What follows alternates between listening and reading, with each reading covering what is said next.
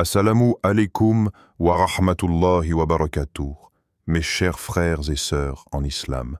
Que la paix, la miséricorde et la bénédiction d'Allah soient sur vous. Avant de commencer cette vidéo, n'oubliez pas de liker cette vidéo, car cela nous donne beaucoup de force pour continuer à partager du contenu bénéfique.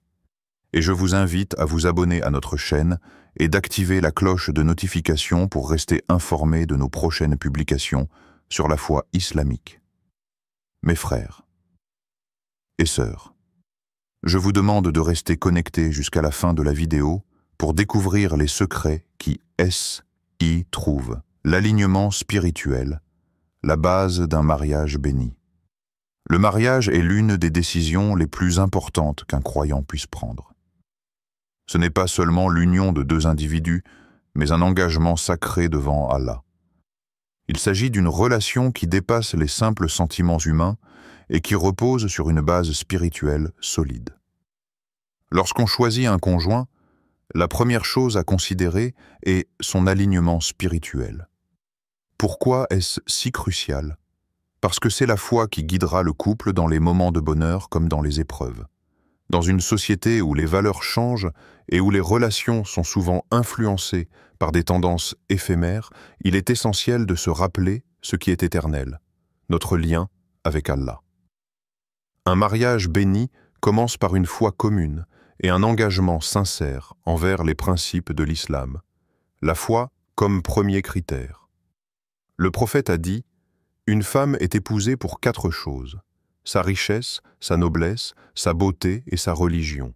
Choisis celle qui a la religion, tu seras gagnant. » Bukhari and Muslim. Ce hadith ne concerne pas uniquement les femmes, mais s'applique aussi aux hommes.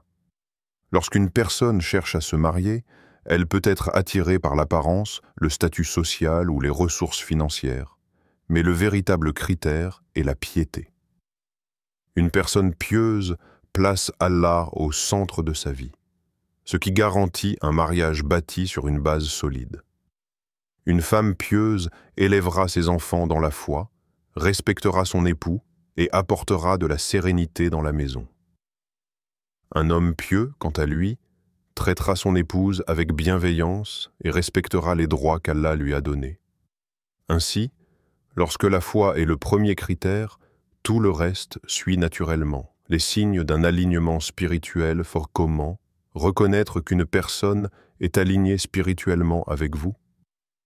Voici quelques signes qui montrent que cette personne pourrait être un bon partenaire de vie. Elle vous rapproche d'Allah. Un bon conjoint est celui qui vous élève spirituellement. Il ne vous encourage pas à négliger vos prières, ni à vous éloigner des enseignements de l'islam. Au contraire, il vous rappelle Allah, vous motive à accomplir de bonnes actions et vous soutient dans votre cheminement spirituel. Elle respecte les commandements d'Allah. La personne idéale ne cherche pas seulement à plaire aux autres, mais avant tout à plaire à Allah. Elle veille à respecter les limites imposées par la religion, que ce soit dans sa façon de parler, de s'habiller ou de se comporter avec autrui. Elle a une bonne compréhension de la religion. Un mariage réussi repose sur la compréhension et la sagesse. Une personne qui a une bonne connaissance de l'islam saura gérer les conflits avec maturité, respecter les droits et devoirs de chacun et maintenir un équilibre dans le foyer. Elle craint Allah en privé comme en public. Le véritable test de la foi est ce que nous faisons lorsque personne ne nous regarde. Un bon conjoint est celui qui a la même droiture en public et en privé. Il ne change pas de comportement selon les circonstances, mais reste fidèle à ses principes en toute situation. C'est là que cette lumière devient encore plus éclatante, que son effet se multiplie, car elle se mêle à la bénédiction du mois où chaque bonne action est récompensée plusieurs fois. As-tu déjà saisi cette opportunité? La sourate Al-Kahf n'est pas une simple récitation. C'est un bouclier contre les épreuves qui menacent la foi. Elle renferme 4 grandes histoires qui enseignent des leçons de patience, de confiance en Allah et de protection contre les tentations du Dajjal. Allah nous rappelle dans le Coran et récite ce qui t'a été révélé du livre de ton Seigneur. Nul ne peut changer ses paroles, et tu ne trouveras jamais de refuge en dehors de lui. Sourate 18, verset 26. Celui qui s'accroche à cette sourate ne sera jamais perdu. Elle éclaire les doutes, renforce la foi et protège contre les épreuves du monde. Mais combien sont ceux qui prennent le temps de la lire avec concentration et méditation? Le prophète, paix et bénédiction sur lui, a également dit: celui qui mémorise les 10 premiers versets de la sourate Al-Kahf sera préservé contre l'Antéchrist. Rapporté par Muslim. Dans une époque où les épreuves se multiplient et où les cœurs vacillent, quelle meilleure protection que celle offerte par Allah lui-même. Si tu n'as pas encore pris l'habitude de réciter cette sourate chaque vendredi, commence maintenant. Fais de ce premier vendredi du Ramadan un moment où tu prends l'engagement de te nourrir de cette lumière chaque semaine. Car une fois que tu l'auras goûté, tu ne voudras plus marcher dans l'ombre. As-tu déjà ressenti ce moment où ton front touche le sol et où tout disparaît autour de toi? Où plus rien n'existe en dehors de cette proximité avec Allah? La dernière prosternation avant la prière de Fajr, surtout lors du premier vendredi du Ramadan, est l'un des plus grands secrets spirituels. Peu de gens le savent, encore moins le pratiquent, mais ceux qui s'y adonnent sincèrement voient leur vie basculer vers un destin qu'ils n'auraient jamais imaginé. Le prophète, paix et bénédiction sur lui, a dit: le moment où le serviteur est le plus proche de son Seigneur est lorsqu'il est en prosternation. Multipliez donc les invocations. Rapporté par Muslim. Pourquoi cette prosternation est-elle si puissante? Parce qu'elle est la dernière avant que le soleil ne se lève, avant que les obligations du jour ne viennent peser sur l'âme. C'est un moment volé, un moment où le cœur est seul avec son Seigneur. Dans cette prosternation prolongée, tout peut être demandé. Allah dit dans le Coran: « Prosterne-toi et rapproche-toi » Sourate 96, verset 19. Mais rapprocher de quoi? De l'amour divin, du pardon, de la réponse aux invocations que tu portes en toi depuis si longtemps. Ce moment est un portail vers l'invisible. Ce que tu ne peux pas accomplir par tes propres moyens, Allah peut l'accomplir pour toi à travers cette prosternation. Alors comment profiter de ce secret? Prends un instant avant Fajr pour faire une prière volontaire, Nafila. Dans ta dernière prosternation, reste plus longtemps que d'habitude. Parle à Allah avec ton cœur. Exprime-lui ce que tu ressens, ce dont tu as besoin, ce qui te pèse, ce que tu désires profondément. Ne te relève pas trop vite. Reste, implore, demande. C'est ici que les portes s'ouvrent. Le prophète, paix et bénédiction sur lui, a dit: 3 personnes ne verront jamais leurs invocations rejetées. Celui qui invoque Allah au moment de l'adhan, le dirigeant juste, et celui qui est en état de prosternation. Rapporté par Abu Daoud. Ce secret est peu évoqué, mais ceux qui l'ont compris, ceux qui l'ont pratiqué, témoignent de changements radicaux. Des problèmes qui semblaient sans issue ont trouvé une solution. Des cœurs brisés ont été apaisés. Des portes fermées depuis des années se sont ouvertes comme par miracle. Et toi? Vas-tu laisser passer ce premier vendredi du Ramadan sans saisir cette opportunité? Ou vas-tu mettre ton front au sol, dans la sincérité la plus absolue, et voir Allah répondre à tes appels d'une manière que tu n'aurais jamais imaginée? As-tu déjà ressenti que certaines portes dans ta vie semblaient bloquées, que malgré tes efforts, rien ne bougeait? Il existe un trésor caché, une clé qui débloque les situations les plus impossibles. C'est la prière sur le prophète, paix et bénédiction sur lui. Le prophète, paix et bénédiction sur lui, a dit: Celui qui prie sur moi une fois, Allah prie sur lui 10 fois. Rapporté par Muslim. Mais que se passe-t-il lorsque cette prière est répétée 1000 fois, 5000 fois, un vendredi de Ramadan, ce jour béni où chaque action est multipliée, fait de cette invocation un canal direct vers la miséricorde et l'exaucement. Allah nous rappelle dans le Coran: Certes, Allah et ses anges prient sur le prophète.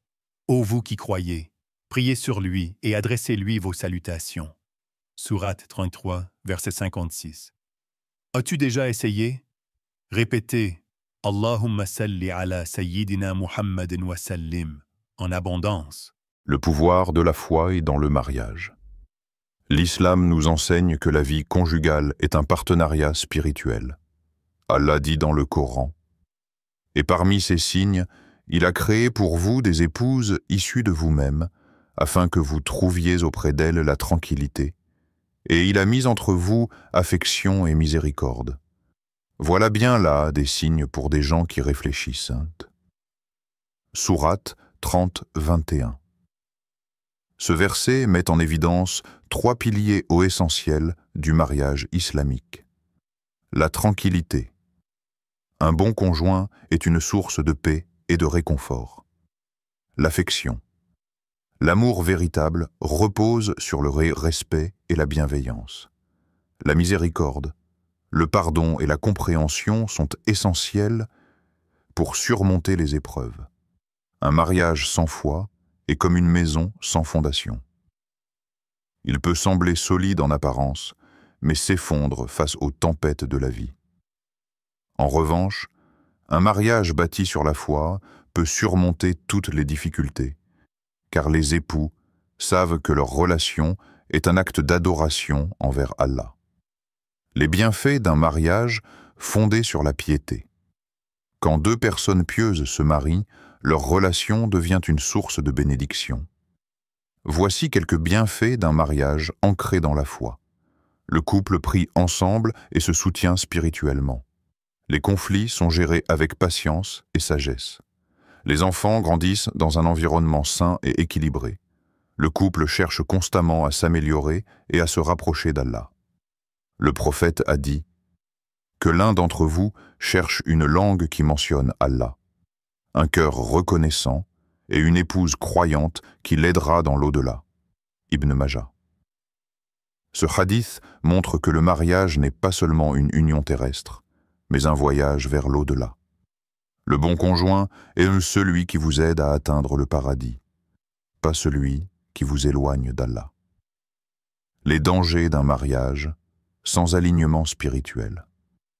À l'inverse, un mariage où l'un des 2 conjoints néglige la foi peut devenir une source de souffrance et de confusion. Voici quelques risques d'un manque d'alignement spirituel.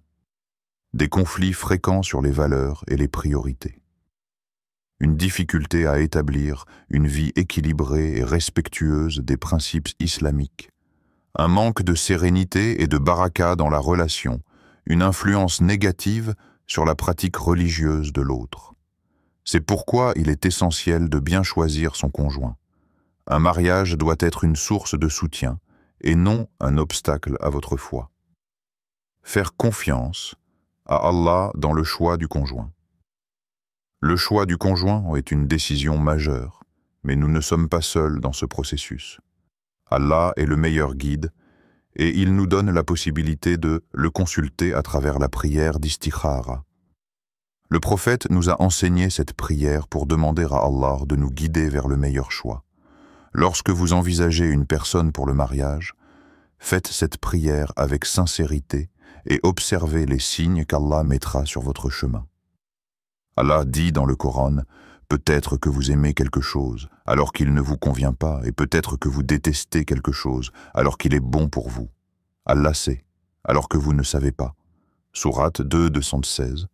Cela signifie que parfois, nous pensons savoir ce qui est bon pour nous, mais seul Allah connaît notre avenir. Faire confiance à sa sagesse est la clé d'un mariage réussi. La compatibilité de caractère, une clé essentielle pour un mariage durable. Dans le choix du conjoint, la piété est le premier critère fondamental, mais il ne faut pas négliger un autre élément crucial, la compatibilité de caractère. Un mariage ne se construit pas seulement sur la foi, mais aussi sur la capacité de deux personnes à vivre ensemble en harmonie. Certaines personnes très pieuses peuvent malheureusement avoir des tempéraments incompatibles, rendant la vie conjugale difficile. Le prophète lui-même a enseigné l'importance du bon comportement en disant « Le meilleur d'entre vous est celui qui est le meilleur envers son épouse » Tirmidhi.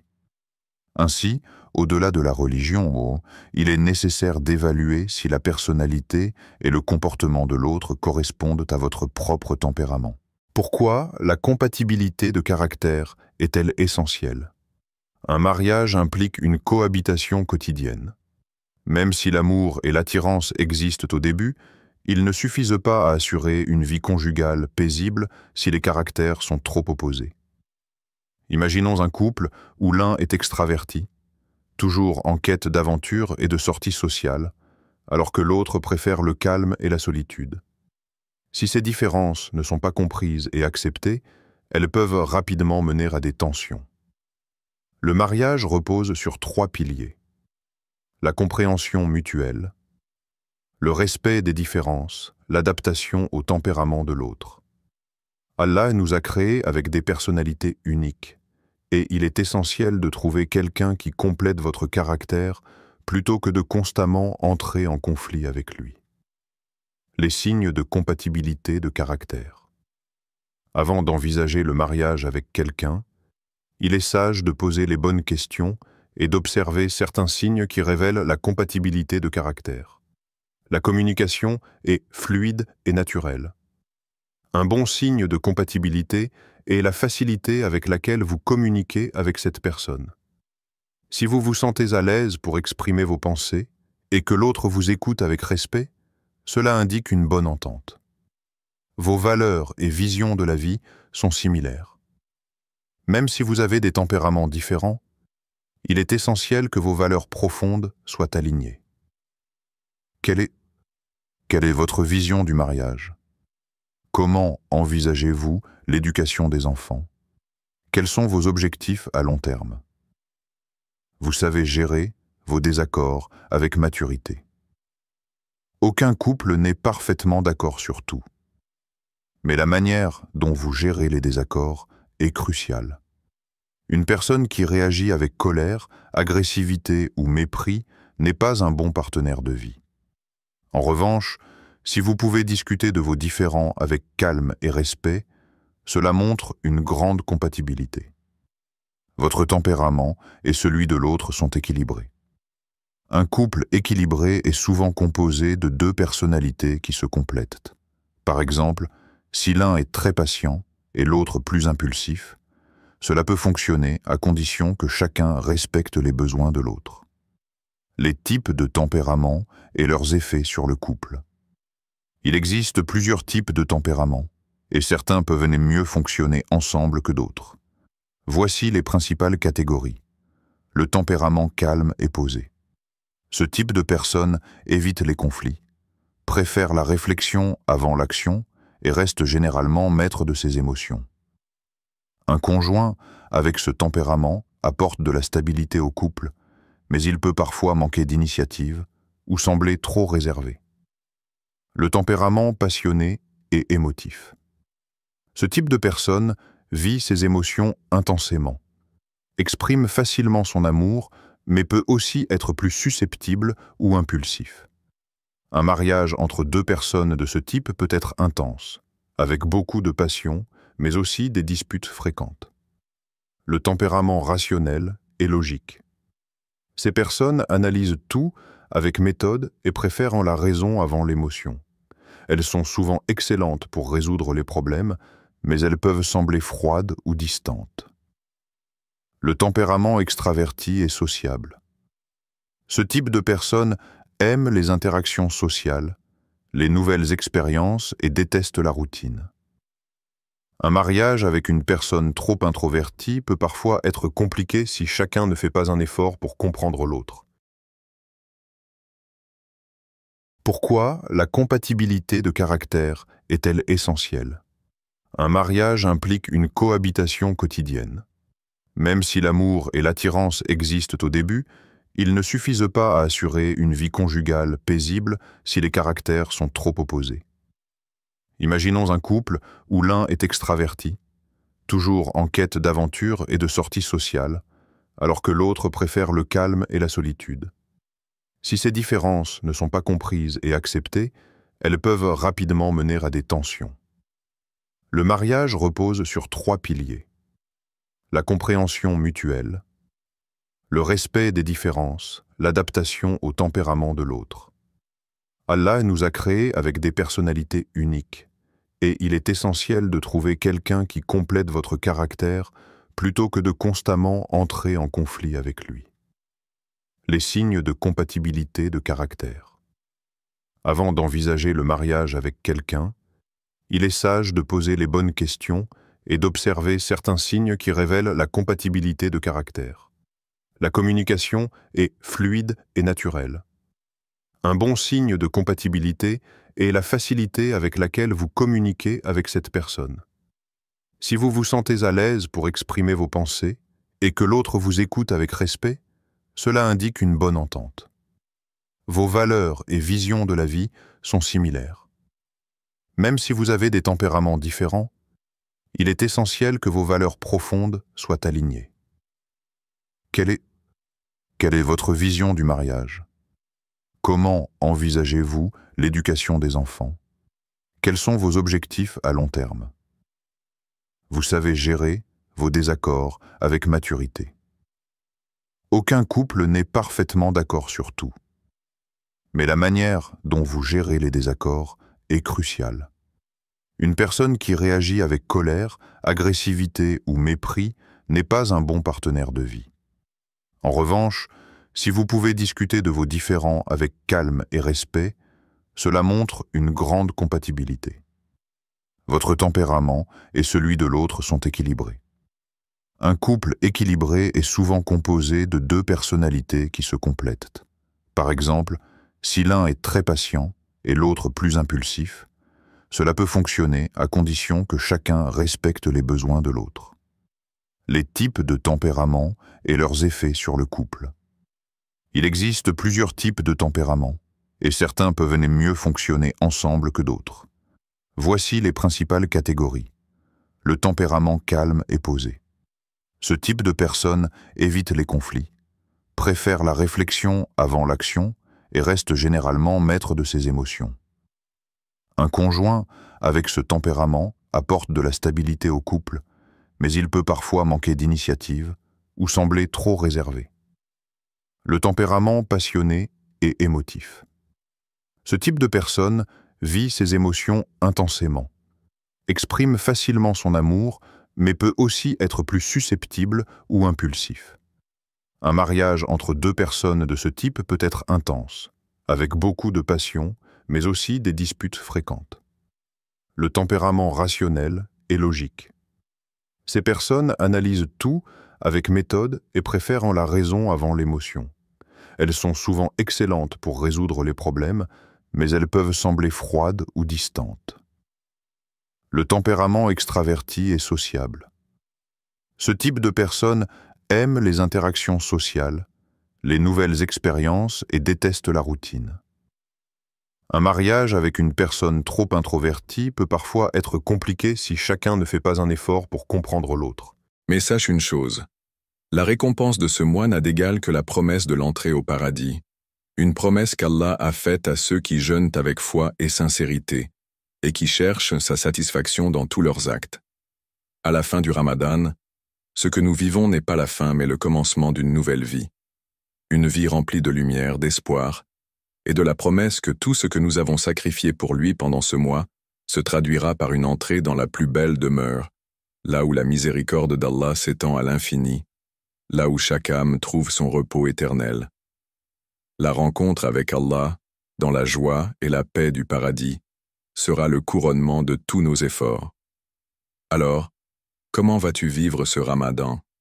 Chaque instant compte, chaque acte de dévotion te rapproche de cette rencontre sublime avec le paradis.